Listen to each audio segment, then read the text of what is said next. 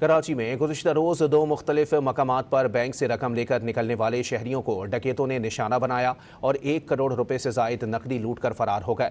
सच्चल के इलाके सफूरा चौरंगी में बैंक के बाहर शहरी से 60 लाख रुपए छीन लिए गए। मुलजिमान की फायरिंग से बैंक के अंदर मौजूद 18 साल नौजवान आमिर जख्मी हो गया। वाक़ये की CCTV फुटेज भी सामने आ गई है। दूसरी जानिब डिफेंस में बैंक से 40 लाख रुपए निकलवाने वाले ताजिर को लूट लिया गया।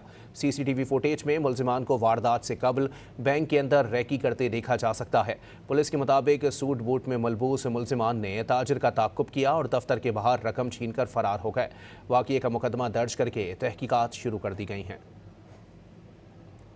कराची में गुज़िश्ता रोज़ दो मुख्तलिफ मकामात पर बैंक से रकम लेकर निकलने वाले शहरियों को डकैतों ने निशाना बनाया और 1 करोड़ रुपए से जायद नकदी लूट कर फरार हो गए। सच्चल के इलाके सफूरा चौरंगी में बैंक के बाहर शहरी से 60 लाख रुपए छीन लिए गए। मुलजिमान की फायरिंग से बैंक के अंदर मौजूद 18 साल नौजवान आमिर जख्मी हो गया। वाक़ये की CCTV फुटेज भी सामने आ गई है। दूसरी जानिब डिफेंस में बैंक से 40 लाख रुपए निकलवाने वाले ताजिर को लूट लिया गया। CCTV फुटेज में मुलजिमान को वारदात से कबल बैंक के अंदर रैकी करते देखा जा सकता है। पुलिस के मुताबिक सूट बूट में मलबूस मुलजिमान ने ताजिर का ताक़ुब किया और दफ्तर के बाहर रकम छीनकर फरार हो गए।